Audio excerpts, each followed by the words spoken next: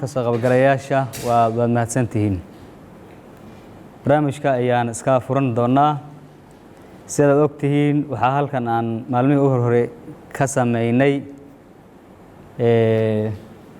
dood ku saabsan dhalinyarada inay ka doodo caqabadaha haysto. doodda way noo soo dhamaatay. waxaan sameynay markaa presentation PowerPoint. waxaa kaloo ballan qaadnay inaan keenayno wasaaradaha ay inta badan doodda ay quseysay maalinta.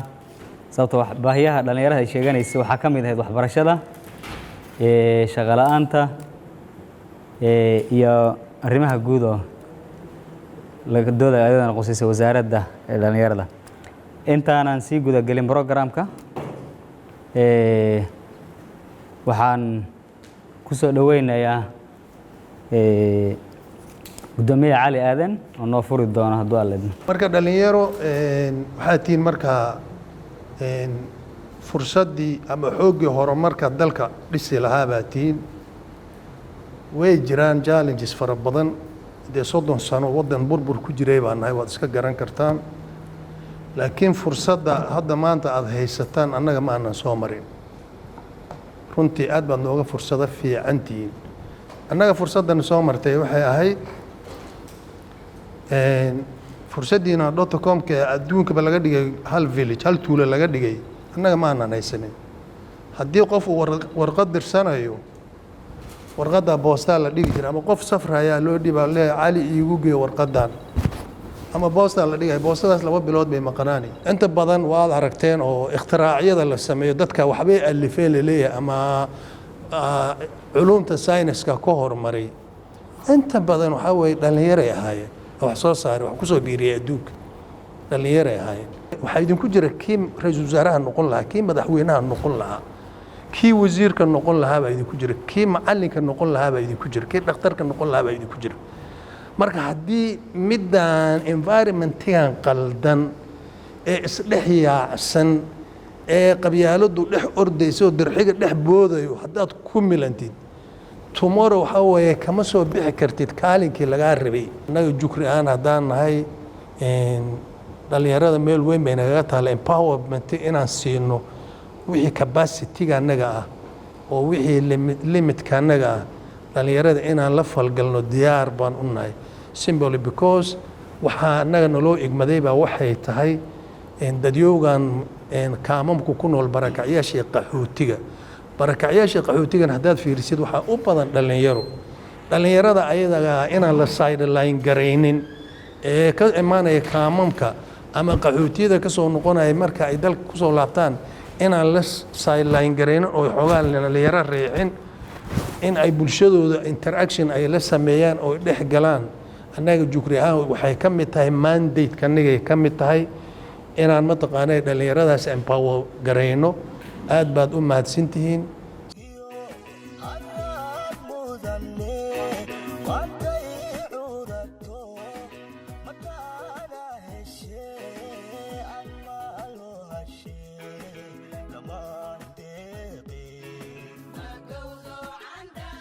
dad badan ay soo qaban qaabiyeen Khaliif iyo Mustafa. waxaa kaloon u mahad celinayaa gudoomiyaha commissionerka asagana ka soo qayb galay, agaasimaheena shaqada iyo shaqaalaha, wasaaradda shaqada iyo shaqaalaha, iyo agaasimaheennii wasaaradda dhalinyarada iyo sportiga. aniga magacayga waxaa la yidhaha Cabdi Axmed Biixi, engineer Cabdikariim. muddo sanad iyo 5 bilood aan joogaa Kismaayo. dhowr meelood oo Soomaaliya ka midana waan tagay. waxaan qayb ka ahay Hon Innovation Lab oo ka shaqeeya hadda Muqdisho iyo Garowe. maadaama aan arkay dhibka waddankeena ka jira khaasatan Jubbaland, waxyaabaha horumarka ay gaareen reer Muqdisho iyo Garowe, waxaan jeclaysanay inaan qayb ka noqono oo aan shaqo ka bilowno Jubbaland khaasatan Kismaayo. marka hadalka ma sii badinayo, wixii la qaban karay waa waxa idin sharxeen. gudoomiyaha waliba aad idinku sharxay dhalinyarada in loo baahan yahay waxa la sheegayna aan hadal laga dhigin uu noqdo wax itus oo itaabsiya oo la qaban karo. taasaan ku rajaynahay inaan ka shaqeyno haddii Ilaahay yiraahdo. oo aan qayb ka noqonno waana wada xiriiri doonnaa waxaan qaban doonaa shirar sidan oo kale ah inaan shaqo bilownana waxaan ku rajo weynahay sida ugu dhaqsaha badan waa idin salaamaya asalaamu calaykum waraxmatullahi wabarakaatu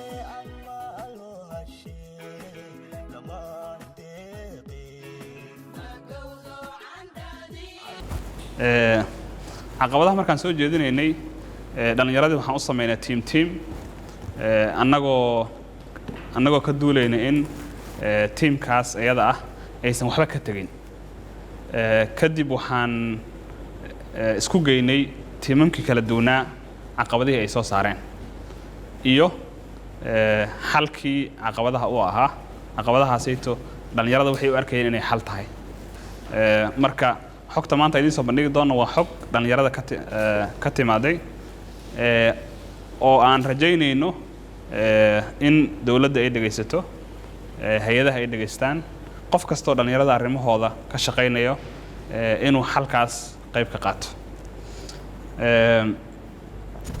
dhalinyaradii wixii ugu badnaa oo ay sheegeen waxay ahayd inay jirto shaqo la'aan runtii jaamacadaheena dhalinyarada ka soo baxaa kuwa waxay ka soo baxaan dugsiga sare fursadaha shaqooyinka inta heshana aad bay u yar tahay maba u sii jirto dhalinyarada barakacyaasha ah maba u sii jirto fursadaha ay helaan dhalinyaradu aad bay u yar tahay dhanka shaqo abuurka barakacyaasha dhalinyarada ahna kaba sii daranbo marka arrinkaas dhalinyaradu aad bay ugu soo celiyeen group walbo arrinkaa wuu ka hadlay caqabada kale oo dhalinyarada haysta waxaa ka mid ah isticmaalka maandooriyaha runtii luqadda ingiriiska waxay ku dhahaan an idle mind is the work of the devil haddii qofka aan la mashquulinin maskaxdiisu iyo waqtigiisu wuxuu gelinayaa waxyaabo aan dan u ahayn dhalinyaradu maadaama shaqalaan ay yihiin fursadaha waxbarashadana aysan helin maandooriyaal bay badankood maa qayb ka mid ah maandooriyahaas ay cunaan